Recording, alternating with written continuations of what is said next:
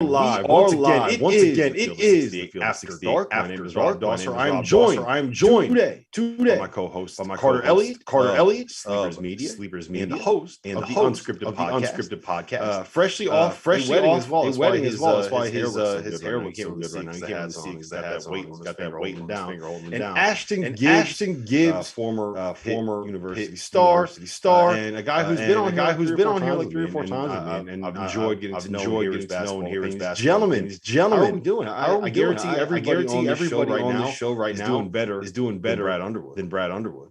Hey, I'm doing all right. I'm feeling good. My team didn't lose this past weekend. I know we'll touch on that a little later. Go green, go white. But I'm doing good. Been a good day of college hoops. I'm excited to watch the rest of Feast Week. So can't complain. I'm doing well, man. Feeling better than Brad for sure. I'm looking forward to the show. We had a lot to talk about. We're going to get into that Michigan-Arizona game because we have not talked about that on After Dark yet. We got to talk about Ohio State and Seton Hall, and we definitely need to preview Gonzaga and UCLA, a battle between the top 2 teams in college basketball coming up tomorrow night at 10 p.m. But before we do any of that, before we talk about any of that, we got to get into this Illinois debacle. I think debacle is probably the best way to phrase it. For the people that did not see that, Illinois was up 21-4 at one point tonight against Cincinnati and found a way to lose by 16 points tonight. Carter, give me your takeaways. I got a lot to say on this, so I'm going to let you guys have the floor first before I go on my little mini rant. But what did you see out of the Illini tonight? How concerned are you? And I mean, is this something that can be fixed? Is Illinois broken? I mean, I don't want to be that guy that is like, okay, early in the year, hit the panic button. But I mean, I think there's got to be a finger on that panic button, because if I was to roll out a scroll right now of Illinois' problems, that thing was stretched from the top of the ceiling all the way down to the floor. I mean, in tonight's game, every single player had issues, all the way starting with Curbelo, all the way to Kofi not being able to operate out of the post. There's some coaching decisions as well for Brad Underwood that I think are, he just seems kind of out of the loop a little bit. And tonight was a game that they got out to an early lead and they just absolutely fell apart. And the sign of a good team is that when you're falling apart and things are going right, you can kind of get it together, pull it together, and fix things. And that didn't happen tonight. It really spiraled out of control and it led to a 20-point loss. Yeah, where do you stand on it, Ashton? Yeah, well, Carter said it. Basically, they started off strong. I thought they got Kofi the ball early on, and he did well in terms of finishing around the basket. And Wes Miller did a good job of just making adjustments. I thought about the mid first half, really making adjustments and really crowding Kofi. And then that's going to be one of the biggest points I think that Illinois needs to do, is to figure out that Kofi needs to really pass out the double team, and then they got to hit shots. It's going to really come down to Andre Curbelo, not turning the ball over, being under control on the perimeter, and then Kofi really passing out double teams. That's going to really determine the season to me. Yeah, 3 for 22 from 3, just like that's not going to get the job done if you're Illinois. You have to be better. And, I think first things first, you have to give credit to Cincinnati for getting this win, and you have to give credit for Wes Miller for the job that he did. They were terrific defensively. They put in the effort. They caused some of the issues that Illinois had, but I do think that it goes beyond simply what Cincinnati did on that end of the floor. Because first and foremost, I think that it has become very simple to defend Illinois. Anytime Kofi gets the ball in the post, double him. He's not reading the defense. He doesn't know where to throw the ball out. He doesn't have a sense of where his outlet is. He doesn't have a sense of where the trap's coming from. So throw bodies at him, because when he gets the ball in the post, it's going up. So if you send 2, 3, 4 guys at him, don't let him. You fight him, you get him out of position. You throw a double team at him when he gets the ball, gets a post touch. That's the way to take him out of the game, and that's exactly what Cincinnati did, and it was effective. The other thing that you do, the whole idea of Illinois being an effective offensive unit is the idea that you have a guy that's great in ball screens like Andre Curbelo, a big fellow like Kofi that is a monster in the paint, monster rolling to the rim, and a bunch of shooters around it. But if you just don't guard Curbelo coming off those ball screens, you just play drop coverage, don't let Kofi get anything on the roll, don't let any of the shooters get an inch of space, and just say, okay, Andre, You're going to beat us. Go ahead. Let's see what you got. He can't do anything. He's a mess. He turns the ball over. He kicks the ball out of bounds. He can't finish anything in the lane. You want him shooting threes. He's shooting a whole 9% from three on the season. So I don't know how this is fixable, Carter. I don't know what you can do to make this better. It just feels like this is something that's full. And the worst thing to me, I don't think there's any leadership on that roster. I don't know if they like each other.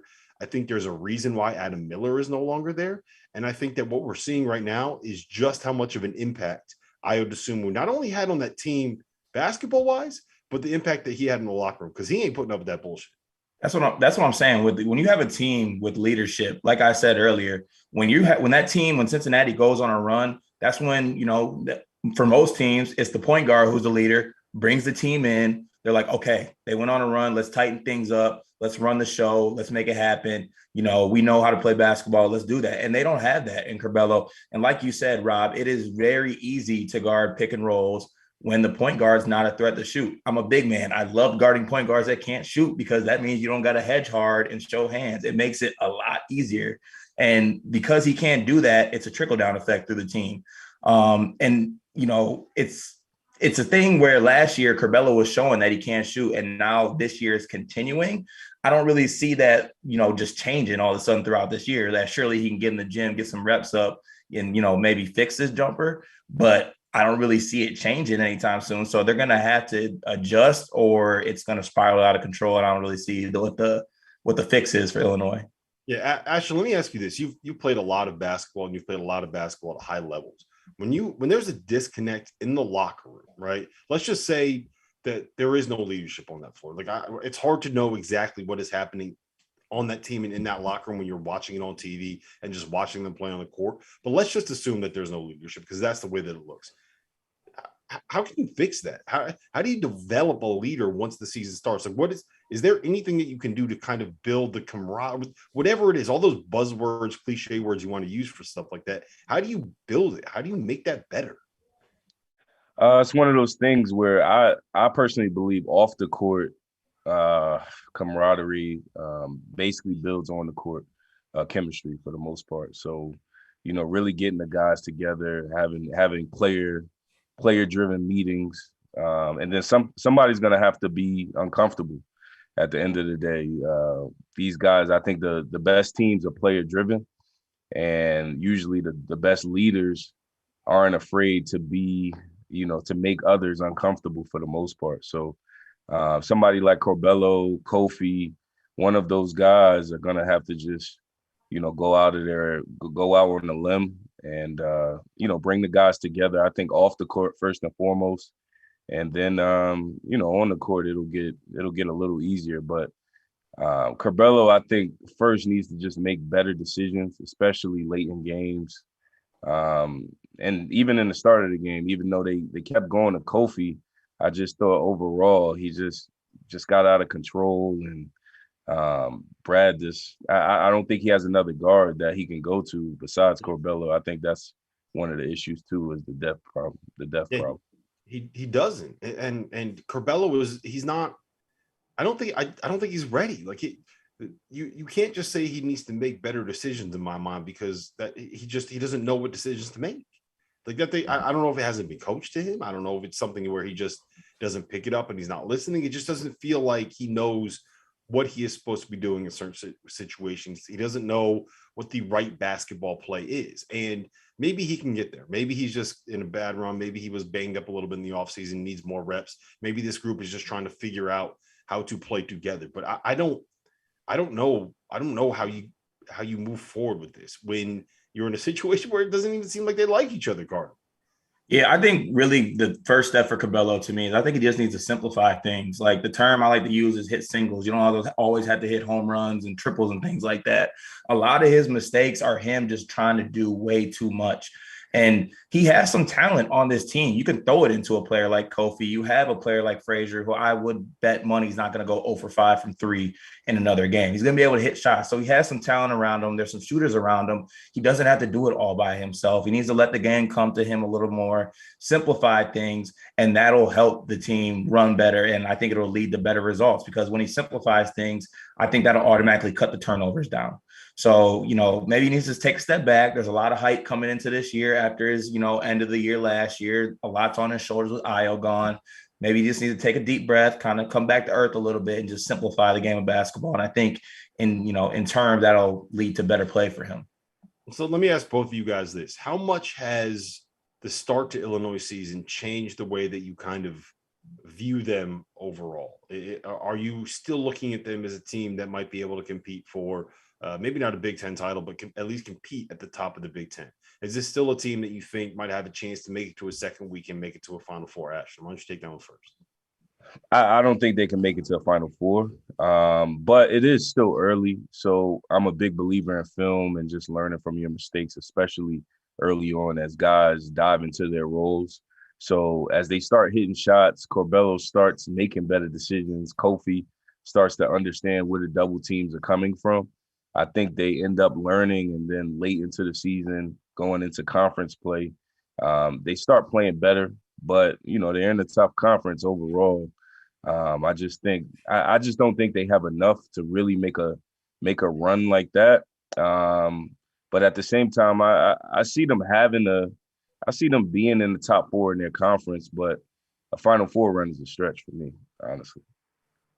Yeah, I think my thoughts have changed on Illinois a little bit. I thought that they would be a team that would challenge for a Big Ten title. Now it looks to me more like they'll be a top 4 team. I think they can still fix this, but I don't know if they're going to be like the contend for a Big Ten title team that I thought. I thought they could make a run in March, and that had a lot to do with Corbello. And hopefully Corbello can be the player who kind of takes a step back and is able to, have a little slice of humble pie, realize he's doing too much, and change that up. I don't know. Not all players can do that. Some players they're way too headstrong to, admit that they're doing too much. So we'll see. But I am way more down on Illinois than I was to start the year. Yeah, I think I've had my perspective on them completely altered by the way that the season has started. I was expecting Corbello to make the sophomore year leap, right? And he's playing like he's still a freshman. And when you're a sophomore and you're the guy that's being asked to have the ball in your hands and being the guy that's going to be asked to make all of these decisions that set everybody else up and make everybody around you better, you can't play like a freshman when you're a sophomore. You just can't do it. And I think if Illinois fans can take any solace in anything, it's that I think that this has been a wake-up call, right? When you get your ass kicked like they got their ass kicked tonight, that's a wake-up call. When you have a couple of games where you completely melt down the stretch, like they did against Seton Hall, like they did against Cincinnati, and you don't have any answer and any response, that's a wake-up call. And I think a lot of coaches will tell you it's not the worst thing in the world if you know you're good enough to make the tournament to kind of have some of this stuff happen early in the season, right? Because now, I mean, look, Brad Elmer was going to say, you guys tried it your way. If you're not going to do it, we're going to keep losing games like this. It's going to look bad for everyone. You guys want to go to the NBA? There's no NBA team that's going to draft you when you're playing like that, Andre Corbello. There's no NBA team that's going to draft you when you're playing like that, Coleman Hawkins.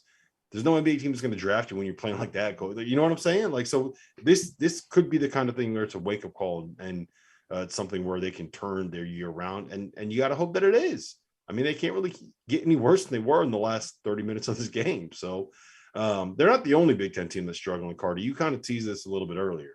You are a Michigan State guy through and through. Michigan lost to Arizona this weekend.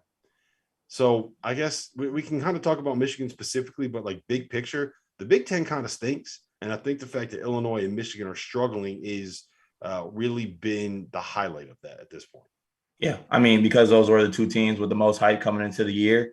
And I mean, struggle is putting it lightly. Like, we're taking non-conference losses at home with Michigan to Seton Hall. Granted, Seton Hall is a way better team than, they were unranked coming into that game, but they're a way better team than that.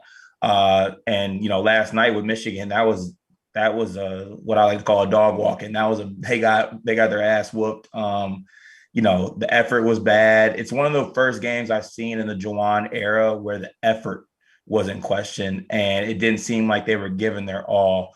And, like you said, with Illinois, it's gut check time for Michigan too. Like they don't have an identity right now, I don't think. And I thought that identity would be throwing it into Hunter Dickinson and they're kicking it out to 40% shooters, but unfortunately he's kicking it out to Brandon Johns. So they got to figure it out. They got a lot more time. They got a lot of time. It's early. But it's gut check time for the whole Big Ten right now. Everyone's talking about him coming into the year, having started off really well, but like you said, a lot of time to turn it around. It's early. Yeah, Ashton, what did you see out of the Wolverines in that game against Arizona? For the most part, so I love Hunter Dickinson. I think he's actually the positive piece for this group. I think the biggest issue is turnovers. They really got their guard play and just taking care of the ball. That's going to be huge for them. And then shooting the three, they have to shoot it at a higher clip. And just when you're turning the ball over that quickly and that easily, you're never going to be in a position to win games. So overall, that's going to be a key coming down into conference play. Can they take care of the ball? Can they hit shots at a high clip and give the ball to Hunter and let him do work around the basket? Yeah, I think that they're just going to run into issues when they go up against some of these long, athletic, kind of swarming teams at this point in the season because, I don't know if Devontae Jones is ready yet to be able to handle this kind of level. I don't know. I think he'll get there. He's a really, really good point guard. He's not quite doing it well enough at this point. Moussa Diabate is not ready for this level, and he's a freshman. He'll get there, right there. It's the second week of his college basketball career, essentially. So he'll have time to get there. There's room to grow there. Same thing with Caleb Houston, right? He's even young for a freshman. So I'm much more bullish still on Michigan than I am on Illinois. But both of these teams have major question marks and major, I guess, flaws and red flags moving forward. So I do think, though, we have to give credit where it's due. Arizona whooped their ass, right?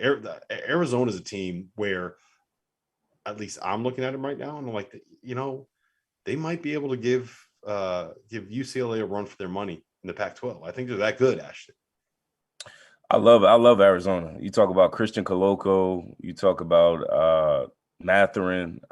You talk about how athletic they are on both ends of the court. I think they can really shoot the ball, but with Christian around the basket, really changing shots, blocking shots. The sky's the limit for their team. And then you put a veteran coach like Tommy Lloyd and just implementing his style of play, making good decisions. I think the sky's the limit for them. And like you said, I think they'll really contend with UCLA for the title. Yeah, I think that Coach Lloyd is doing an unbelievable job. He's putting on a clinic on how to get the most out of your team. He's got everyone right now on their team playing at an extremely high level. Like Ashton mentioned, Coloco's playing unbelievable. And, he's not even I think he's a guy who's just scratching the surface, but right now he's just getting it done with his length, his effort, his energy. In a game last night against an All-American in Hunter Dickinson, he absolutely outplayed him, and it wasn't even close. He played extremely well. Guys like Dalen Terry just bringing just all types of energy, getting out and running. The Arizona team was very impressive, and they're a team that I think people need to take a long look at because they kind of were an afterthought. And then you got a guy like Benedict who can just absolutely fill it up. So they're a very well coached and well put together team, and it was a pleasure to watch them play at that level on a big stage last night. The question I ask about this Arizona team is, what don't they have right now? They have good point guard play when it comes to Kerr Kriisa and I guess Pelle Larsson coming off the bench as well. They have shooting on the perimeter. They have length and athleticism at multiple different positions. They have a guy in Azuolas Tubelis that kind of gives you that like stretch for a little bit of lineup versatility. Benedict Matheran can guard different positions. So we're going to hear from him in a minute. Dalen Terry is another guy, length, athleticism all over the floor. But Coloco's a difference maker, right?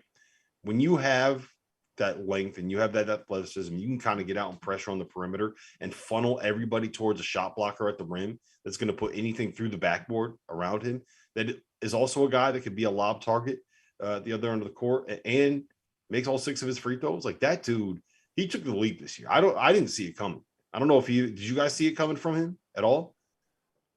I didn't see it to this level this quick. I didn't see it at all, but the way he's able to just change shots around the basket and then finish. This guy, he can finish, and they have the guards that can get him the ball around the basket. I think that's the difference.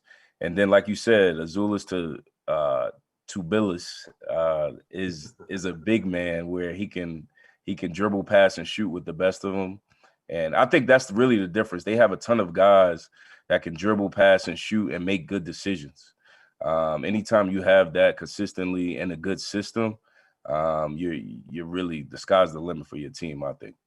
Yeah, and the one other thing that I would say about this is that when you watch them play, those dudes look like they're having fun, right? Those dudes look like they're enjoying it. It looks like they're engaged. I think that they're enjoying the freedom that they're getting in Tommy Lloyd's offense, as opposed to playing for Sean Miller, who was more like a little bit of, I don't want to say a micromanager, but he was more detail oriented and more, all right, we're going to run what I want to run and we're going to do it the way that I want to do it, which is fine. He had a lot of success doing it that way. Different coaches coach different ways, but Tommy Lloyd is more kind of like, all right, here's how we're going to do things. But if you see something, go make a play, go have fun. Let's make it happen. And when you compare those guys, the way that they're playing to the way that the Illinois players are playing tonight, when you compare like what Purdue was doing over the weekend with what we're seeing out of like a North Carolina, there's a huge difference there, right, Carter? Right. You're seeing teams, like you said, it looked like they were having fun and it looked like they were playing for each other. Like they were hitting shots, guys were helping their teammates off the floor. They were getting out and running in transition, dunking the ball. The whole bench was up. Everybody was up. And it's, we talked about the last two teams in Illinois and, having in Michigan with the non-point guard play. And, you have Arizona, who has a stable point guard, and it's making everything run better. When you have good decision makers on the floor, you have guys that play hard, on most nights, you're going to give yourself a great chance to win. And they have that. So they got the formula going right now, and they're looking really good. And with Coloco, it's crazy to see the jump that he took this year, because I literally remember a couple of years ago when he was playing at Sierra Canyon, and it looked like he had 2 left feet, and he was struggling to dunk the ball at 7 feet tall. So it's, credit to him for putting in the work. It's impressive to see. I know it always is a good feeling when the summer grind results show. So kudos to him on that. He looks really good. Some have called him a young Carter Elliott in his prime. Care to comment? That probably makes sense because I got one career dunk in my life. So that lines up. Yes. All right. Well, one of the most improved players on this roster is Christian Coloco, but another guy that has really taken a step forward this season is Benedict Matheran, who is he had some NBA draft buzz coming out of last year. He opted to return to school. He opted to come back and play for Tommy Lloyd. There's a lot of reasons he did. We talked to him about an hour ago, and we're going to run that interview right now. He kind of details why he decided to come back to Arizona. Fresh off of beating Michigan by 18 points last night, we are thrilled to be joined by Benedict Matheran of the Arizona Wildcats. Ben, what's going on, man? Thanks for being here. Congrats on the win last night. My pleasure. I'm doing pretty good. How you doing? I'm doing well, man. I'm doing well. I think you guys surprised a lot of people with the way that you played last night. And I know that you thought you were good coming into the season, but did you realize you were beat the number 4 team in the country by 18 points good? Did you realize you guys were on that level? To be honest, we always thought we had a good team. Obviously, we have a lot of talent. We have good size, good strength, and we always knew that we were probably underappreciated coming into the season, and just had a mentality of coming into the season, shock the world and prove people wrong about us. So obviously, you guys had a head coaching change this offseason. Tommy Lloyd came into the program. He wasn't the guy that recruited you. But you didn't decide to enter the NBA draft, even though you had a little bit of buzz. What was that decision process like, and what was it about Tommy that convinced you to come back to school? To be honest, I'd say it was not that hard.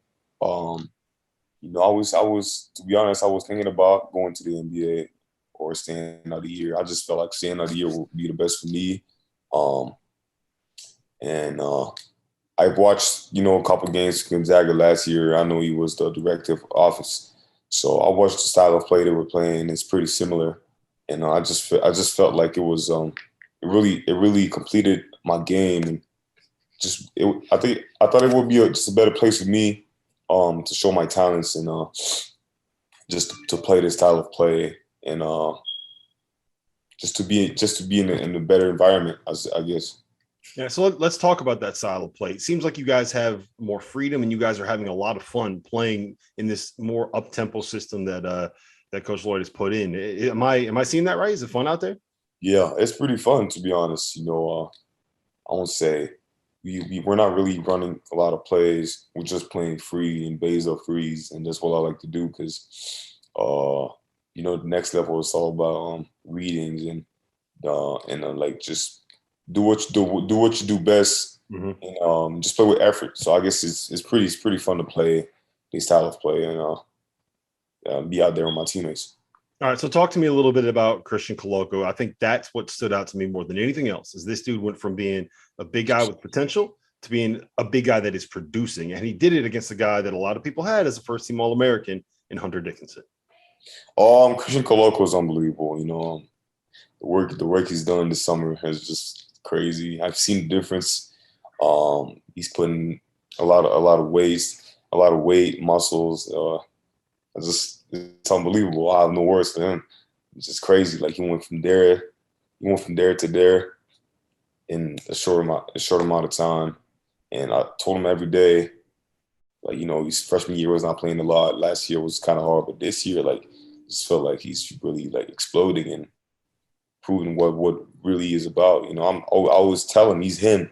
He is the one. Like, 7'1", he blocks, he plays defense and offense both ways of the floor, both ends of the floor. So it's unbelievable to see him do well, and hopefully we can. He can't keep going this way. All right, I'll let you off the hook with this one. What is the ceiling for this Arizona basketball team? Championship. I'll say, we have a great team, like I said previously, and we're pretty confident about trusting each other and sacrificing for the team. We got some seniors who left their school to come here, and they have a role of pushing the team up and a leadership wise, just a bigger role. And we have a good amount of players who are willing to sacrifice themselves for the team, and just in order for us, I think we're gonna be able to win the championship this year. Yeah, I think you guys can make a run as well. It was a lot of fun watching you guys play, getting to know your team a little bit last night. So Ben, I appreciate the time. Thank you so much for being here, and best of luck this season. I appreciate you. Thank you. That was Benedict Matheran. He's a lot of fun to talk to. Good personality and a hell of a player, man. Ashton, do you think he's got a chance to stick in the league, hang around for a while?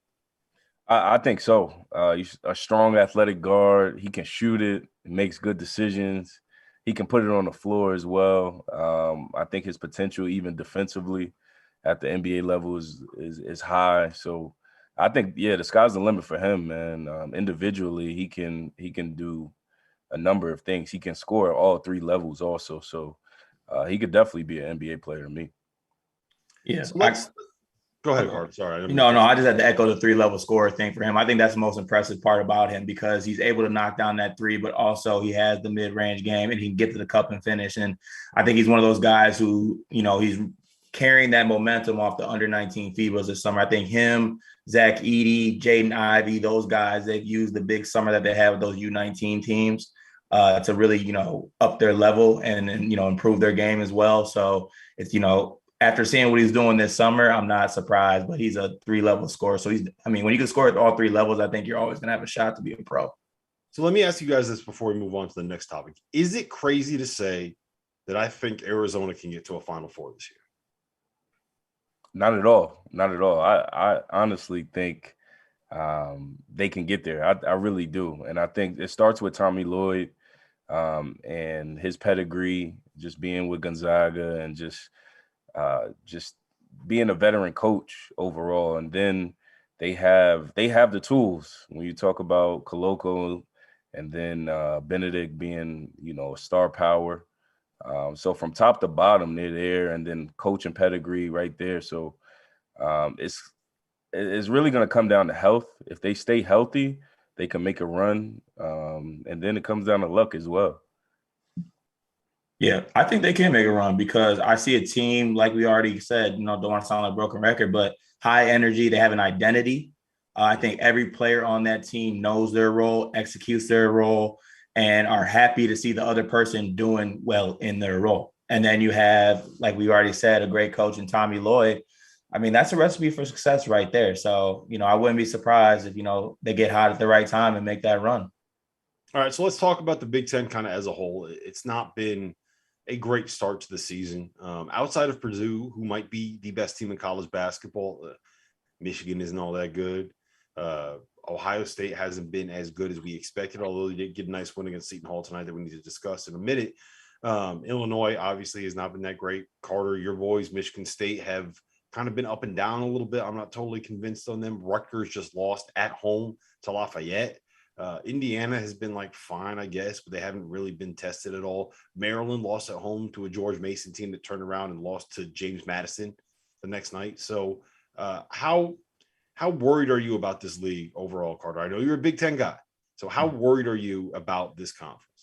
I'm pretty worried because I think everything that people talked about in the summer, basically guys getting better, guys making jumps, it seems that collectively no one's making that jump. With the Rutgers team, we expected a jump from players like Cliff, and we expected a healthy Ron Harper Jr. to come back, and he hasn't been able to find his flow. Players like Geo Baker haven't been able to find their flow. It just seems that the Big Ten is a league that a lot of teams are having a crisis right now, whether it be with the personnel or identity of their team. So it's definitely, I don't think it's something that's a one-off thing, or it's just something that's happened earlier in the year. I think it actually might be an issue where people have to take a step back and look at the Big Ten and maybe pump the brakes a little bit and come to the grips with the fact that some of these players and these teams aren't making the jumps that we thought they would make this summer.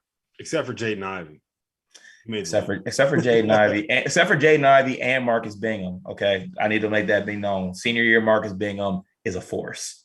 Yeah. Oh, okay. You got to get that in there. Have Carter Elliott out there than Marcus Bingham.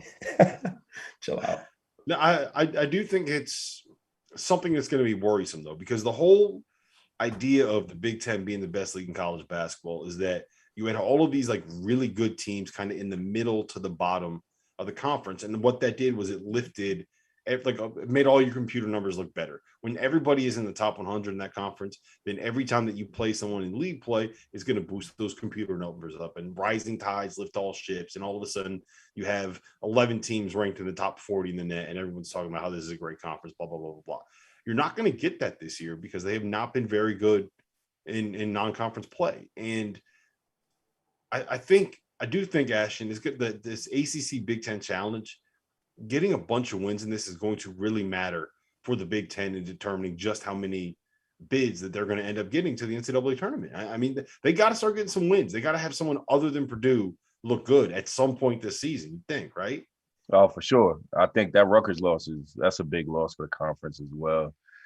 Maryland losing to George Mason also. Believe it or not, I still don't think it's just a little early for me. I'm just one of those guys where I try not to press on the button too early, just because, especially this year with so many transfers and guys just trying to fit into new roles. For the most part, I try to give teams time. I think right around the conference play is when everybody is really gonna find their roles individually, coaches, and know who they're playing, what players are playing, and I'm just big on identity and roles. So I think it's a little early, but at the same time, they do need some more wins as a conference, and this ACC Big Ten Challenge would be big. So you talk a little bit about identity and you talk a little bit about roles, and I do think that there is one team that kind of may have found a little bit of that tonight, and that's Ohio State. They knocked off a good Seton Hall team who was missing Miles Cale for most of the second half, who did miss a couple of open threes. But look, E.J. Liddell played great. Justin Irons finally started making some shots. And Michi Johnson came up and hit the game-winning three with 1.9 seconds left on what was something of a broken play. So, Carter, talk to me a little bit about Ohio State's performance, and talk to me a little bit about whether or not you are are you back on this Ohio State bandwagon? Yeah, I am. Unfortunately, I have not been able to leave the Ohio State bandwagon because I made a take to start the year that E.J. Liddell would win Big Ten Player of the Year. So I will be firmly on the Ohio State wagon for the whole year. And I think one of the most impressive parts about EJ's game tonight is that he was getting to the free throw line. He shot 10 free throws tonight. So you don't see a player that though can hit outside shots and though can hit that three just settling. He knows he's a force, even though he's only 6'7", has extremely long arms, extremely strong, stout body. So he's able to get there and punish people inside. So, I like the makeup of this team. He's got shooters with Aaron's out there. And then they're actually getting a lot more from Michi Johnson than I thought they would, he's been a surprise for me this year. So I like the makeup of this team. They know that EJ Liddell's the guy, and they're going to go through him, and they're going to go as he goes. So this was a really big win to bounce back off that Xavier loss. There's a lot of people talking about that loss. So they needed this game against a really good Seton Hall team. So it was a really good win for them. Yeah, Ashton, the thing that concerns me about them is it feels like they're trying to play point guard by committee, right? Like they don't have that guy. They have a bunch of guys that are fine, I guess. Like Michi Johnson's good. Jimmy Sotos isn't bad. Jamari Wheeler, the Penn State transfer, like he's fine. He's a really good defender. Doesn't make horrible decisions. Probably won't lose you games. But I don't know if they have a guy. I do think to a point when you have multiple, it's the same thing as when you have two quarterbacks, you don't have a quarterback, right? When you have multiple point guards, maybe you don't actually have a point guard. Am I right to be concerned about that? Oh, for sure. That was my biggest concern with Ohio State coming into the year was guard play and late shot clock, who would create for others, especially if EJ Liddell doesn't have it going.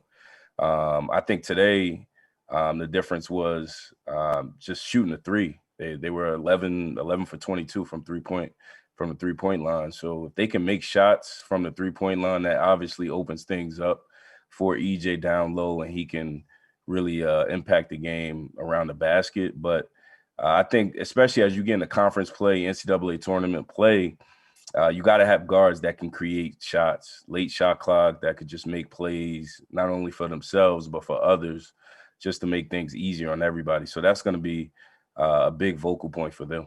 I thought Malachi Branham was going to be that guy after seeing what he did in the first game.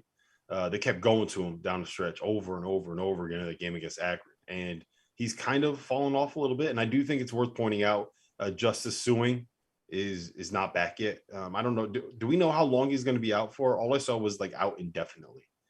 Yeah, I haven't seen anything on an actual timetable on it. Yeah, I mean, he's not really a point guard either, but he's another guy that can kind of make plays. And if you you put three big wings out there that can all kind of do that job, it takes a little bit of pressure off of the point guard. Carter, I do have a question for you though. Did you realize Joey Brunk was still playing college basketball? I actually did not until I was looking at this box score and I literally saw his last name. To be honest with you, I did not know. It's crazy. Chris Holtman is in his 5th season at Ohio State, right? His last year at Butler was 2016, 2017. He's in his 5th year at Ohio State. Joey Brunk played for Chris Holtman at Butler. That's how old he is. He played for Chris Holtman at Butler. That's crazy. I don't blame him. I mean, y'all went to college. I won't be trying to leave college neither. Play as long as you can, Bronk. I appreciate it. I see the vision. Yep. All right, Seton Hall, you guys worried about them at all? I love Seton Hall, honestly, from top to bottom. The best part I think about Seton Hall is they still haven't gotten anything from Kadari Richmond, and he's one of those guys who's supposed to be an NBA talent, who still hasn't come into his own and found his role with that group yet. But Jared Rhoden, Bryce Aiken had a really good game today. Big men underneath the basket. I think top to bottom, and then Kevin Willard. Just being a coach that likes that fast-paced style. He gets his guys to play really hard, tough, gritty group. I think they're going to be a top 3, top 4 team in the Big East, honestly. Yeah, I agree with that. And this performance didn't change my opinion of them one bit. They missed we were talking about it off air, probably 3 or 4 threes that were wide open in the final 8 minutes that felt like, if those go down, that's momentum. It's one of those ones where you watch the shot go up and you're like, oh, that's a big shot, right? Mm-hmm. I don't know how you would define that, but there were like 3 or 4 wide open threes, like that's a big one, and they missed it. And I do think that eventually those shots are going to end up going down when you get wide open threes. They're not going to shoot 5 for 23 every single night. To me, this was a game between two top 20-ish kind of teams. And so, I mean, someone had to lose. So it was a fun game, though. It was a great game. And it's kind of what you look for in Feast Week, right, Carter? Yeah, like I feel like Kevin Willard just went to the locker room. He's like, you know what, guys, like I can't really just be mad at y'all, or there's nothing I can really point to. It's not like an effort thing. It's just some nights just shots really don't fall. That's the game of basketball. I would bet money that those shots are going to fall, and the whole team is going to shoot a collective 5 for 23 from three. Like that's just one of those nights. And they were still in the game, even shooting that bad. So credit to them. Seton Hall is still a really good team. It definitely doesn't change my perspective on them at all. My one concern is Miles Cale went out with, they called it a lower leg injury or a lower body injury, but when he went down, he was grabbing his groin, and I'm guessing that it would probably pull the groin or something like that. It's total speculation just based off of what I saw, but how concerned are you about that, Ashton? That's a big loss. I really do. I believe that from the defensive end and just the leadership standpoint, with him being one of the veteran guys and just bringing that veteran leadership. But they still have enough firepower. Kadari Richmond, like I said, Jared Rhoden, Bryce Aiken is, at the helm, and then Kevin Willard as their head coach. I think they can really make a run, not only in conference play, but in the NCAA tournament when it's all said and done. But Miles Cale, hopefully he can come back. He's definitely a key piece that they need. Yep, for sure. He just gives them more length and athleticism and switchability and shot making and floor space and all those buzzwords, right? All the cliche things that we talk about in modern basketball. He brings. You guys want to talk UCLA Gonzaga? Let's get to that, man. Sure. It's first and foremost, I want to know where both you guys were at that game last season, right? Where were you watching it, and what was your reaction when Jalen Suggs hit that half court buzzer beater? Carter, you go first. Well, my reaction was I was pissed because I lost a bet because I thought Gonzaga was going to win by 10 plus points. I thought they were going to run UCLA out of the gym. So I lost a bet. So I was pissed. But man, that game was an all-timer, iconic shot by Jalen Suggs. Great game by Jalen Suggs.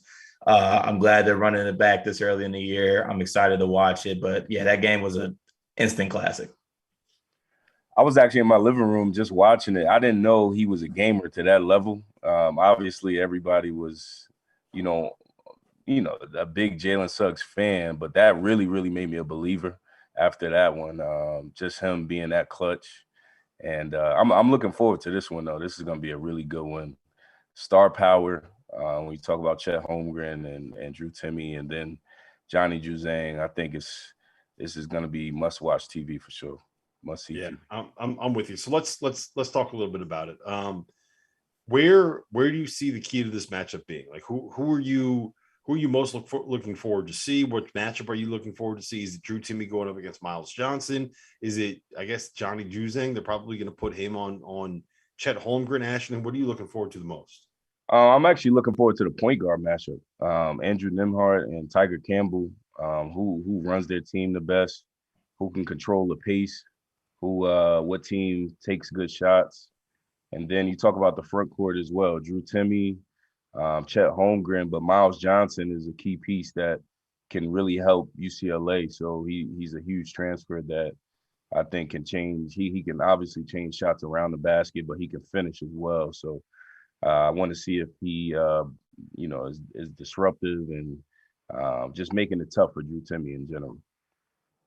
Carter, yeah, I think Miles Johnson is the key piece for me. Excuse me. I think he's a key piece for me. Up until this point of the year, I don't think he's played or showed to the level that I think he showed at Rutgers. And what better to show it in a game playing against a front court with Drew Timme and Chet Holmgren.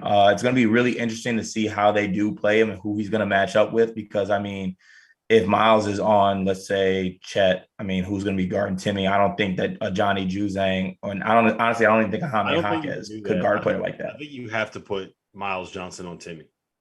Okay, so who you putting on Chet then? Juzang. All right, that's food. that is food. Not, that means we're going to get Jaime Jaquez. Put Jaime Jaquez on Chet Holmgren. I think it's what you have to do. That might be food too. I don't know.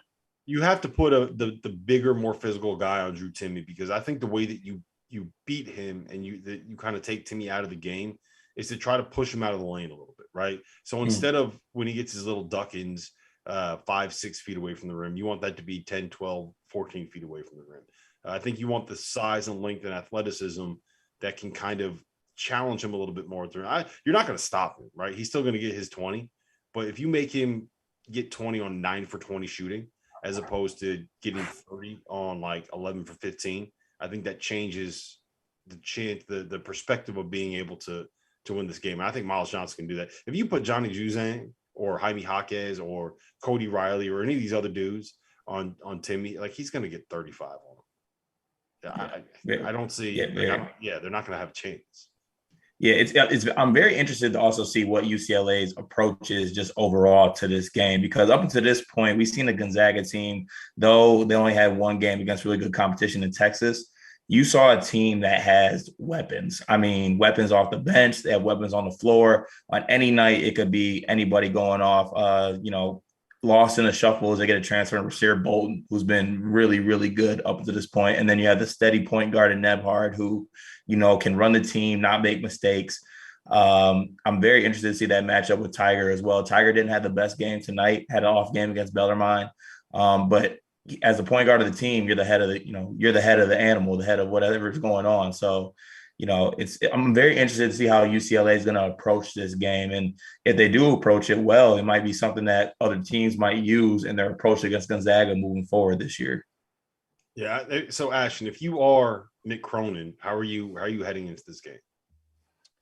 I think you stay with your identity if you're Mick Cronin and UCLA. Just tough, hard-nosed, gritty.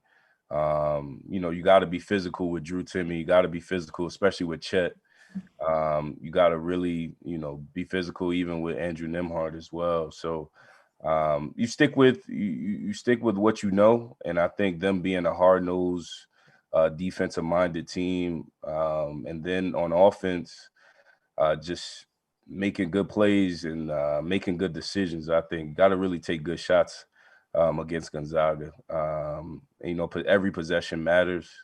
So offensively, got to make sure they put Drew Timme in a lot of pick and rolls. I would, and then just try to slow the game down. I think overall, Mick Cronin is going to have a good game plan, but stick with your guns and gritty, hard nosed, tough defense. Make good decisions on offense.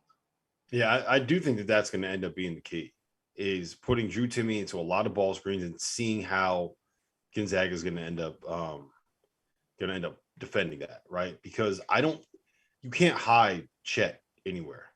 I don't think that you could put Timme on Jaquez.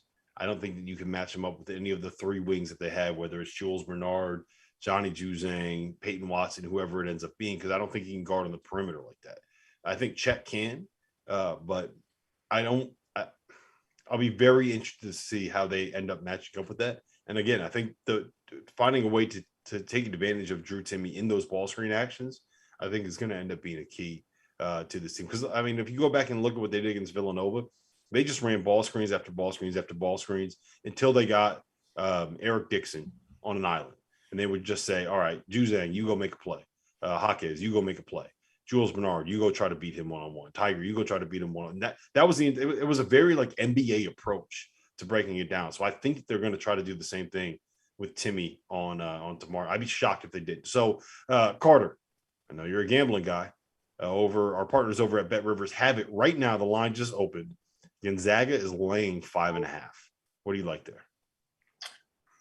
5.5. I think Bet Rivers wants me to win some money. I'm taking that. I'm taking Gonzaga 5.5 because you made a good point about the whole Eric Dixon thing switching on. I mean, that was a great game plan, but also you want to know what's not behind Eric Dixon when they're going to play is a Chet Holmgren. All right, so Chet Holmgren is going to be protecting the rim, and I need a coming out party from Chet. He hasn't had one yet. He's had a couple of good games against some teams that, is not up to the level of, what they're going to usually play.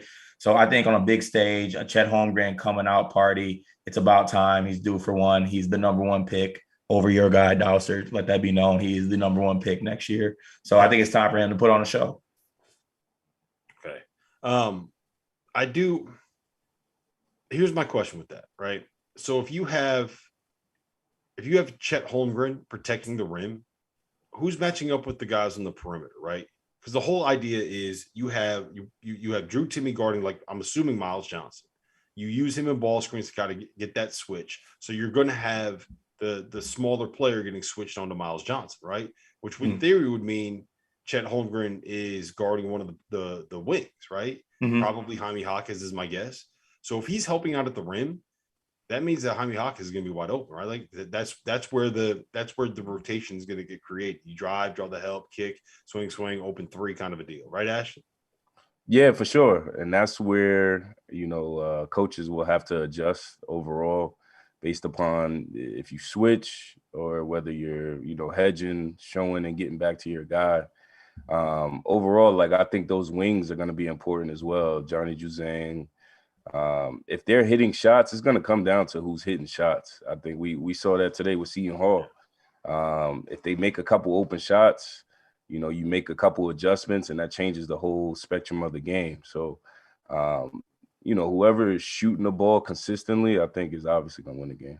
Yeah, I mean, it's one of those things where UCLA's entire offense is basically like, okay, let's go one-on-one and we're going to make enough tough shots to win a basketball game. That's kind of what they do. It's Johnny Juzang and his mid-range jumpers. I think 5.5 is too many points in this spot. I don't think that the line should be there. I would probably take Gonzaga if it was down to like 2.5.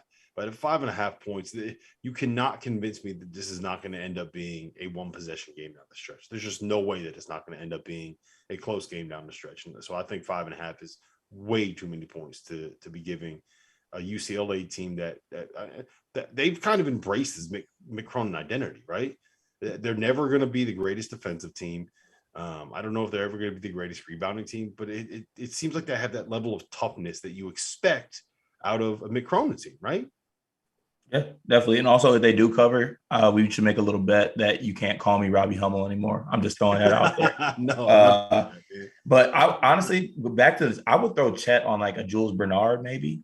I mean, I think you could help. I think Jules Bernard is I wouldn't call him a knockdown shooter. If I'm helping off one guy on the floor, it's not Tiger Campbell. I think Jules Bernard will be the guy I help off of.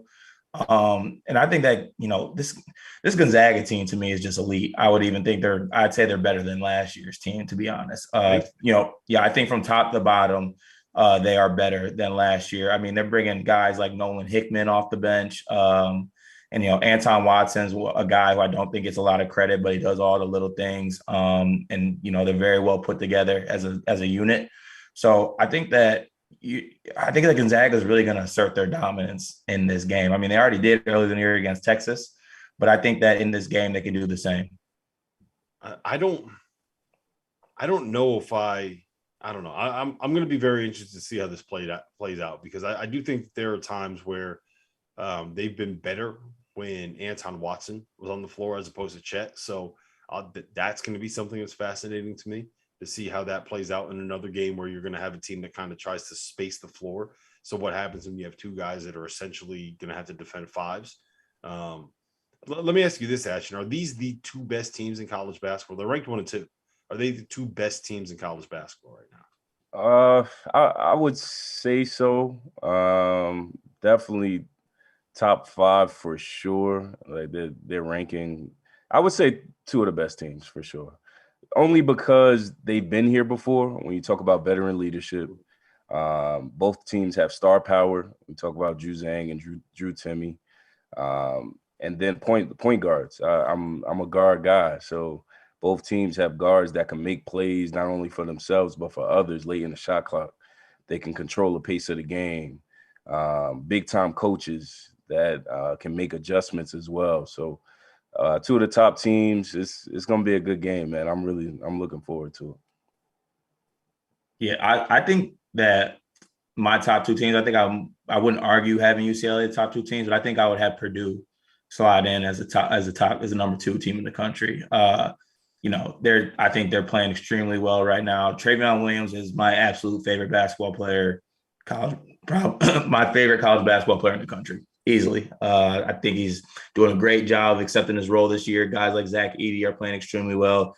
Jaden Ivey is a show every time you watch him. Stefanovic is a knockdown shooter. And they're getting really good play out of guys like Caleb First as well. And also their point guards in Thompson and Eric Hunter coming off the bench. So And then Matt Painter, gotta love that dude. Great coach. So I think I would slide Purdue as the number 2 team in the country for me, but UCLA is in the running. So I don't know if this is a hot take or not, but I think Purdue might be the best team in the country. Go through the matchups of them with Gonzaga, right? Where's Gonzaga going to win, right? Where Gonzaga is a team built through playing through the post. What's Drew Timme going to do against a guy like Zach Edey? Is he going to be able to be effective down there? Are you sure that their guards are going to be better than Purdue's guards? I'm not. I think it's close, but Purdue might be the best team in college basketball right now. Is that a hot take? I don't think it's a hot take. I think they can improve a little bit defensively. They do give up a lot of points. I think they are good defensively, but they could be a little bit better. But I mean, to all the points you just made, I think they have top to bottom a really, really good team. So I don't even think that's a hot take. I'm not mad at that take at all. Where do you stand on that, Ashton, on Purdue? How much did you see of them this weekend? I didn't see too much of them, but for the most part, I love Jaden Ivey, man. Anybody that he can create his own shot, make shots at a high clip. And Matt Painter, one of the best coaches in America, one of the most underrated, I think, honestly, coaches in America. So they're proven. They have star power. That's what I'm into.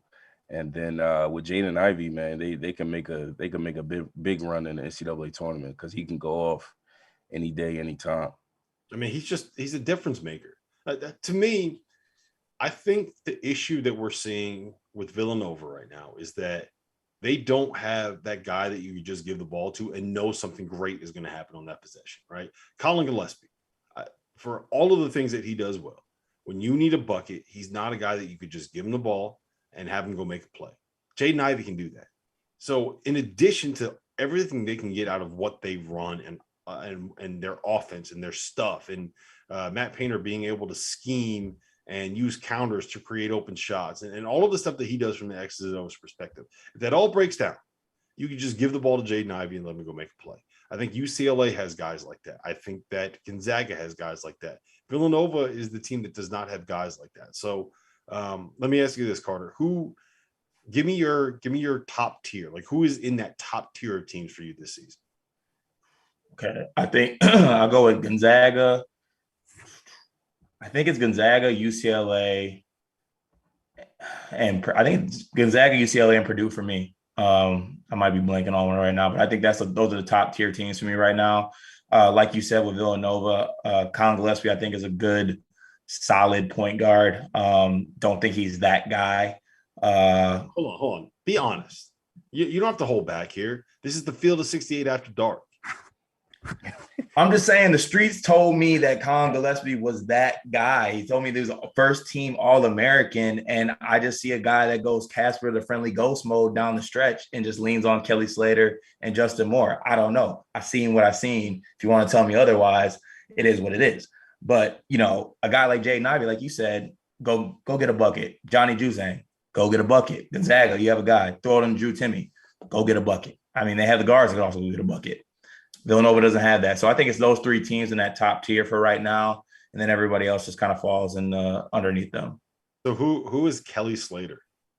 Sorry. Brandon Slater, right? I got the going. I blacked out. Oh man. Yeah. So I'm with you. I think I would put Duke and Kansas in that top tier as well. But I get what you're saying. I think with the other teams, those other three teams, you can make an argument for them being the number one team in the country right now. And I don't think you could do that with Duke and Kansas. So I kind of get what you're saying. I don't think Villanova is that far off. If you give them, I think they need one more guy, right? I think they're one guy away from really kind of being in that conversation. Where do you stand on it, Ashton? Who's your top tier? Yeah, I'll say Gonzaga, UCLA. I really like Duke as well because of star power also. But Villanova's right there. And the only reason I say that, they're still their identity, with Jay Wright, and they just know how to win. Winners win at the end of the day. I feel like they'll find a way to win late into the season. They know who they are. Everybody has a specific role, and they don't get out of that. So I feel like they'll just always find themselves making a late run just because of their roles, their pedigree in general. They've been finding a way to lose down the stretch lately too, but hey. Yeah, they have. The last thing that I will say is that keep an eye on Baylor. Baylor might be awesome again. Keep an eye on them. LJ Cryer is taking a step forward. We haven't even seen Matthew Meyer really get going yet. So keep an eye on this Baylor team. Kendall Brown. Yeah, man. Kendall Brown. Love that dude. Keep an eye on them. All right. We got to get out of here. Time's almost up. But before we do, I need your official picks. I need you to get them in now. Carter, you like Gonzaga laying 5.5? Yes. Ashton, got to give me a pick. I'm going Gonzaga. Man. It's going to be a good game. Drew Timme, I have Drew Timme going for 25-10 at least. Right, so I'm going against you guys. I'm taking UCLA. I'm taking the points. I just think that that's too many points for what's going to end up being a one-possession basketball game. Someone's going to hit a game winner again. And if someone's hitting a game winner, then whoever has the 5.5 points is going to end up winning. So I will be taking the Bruins tomorrow night. But listen, this has been fun. For Ashton Gibbs, for Carter Elliott, my name is Rob Dauster, and this was the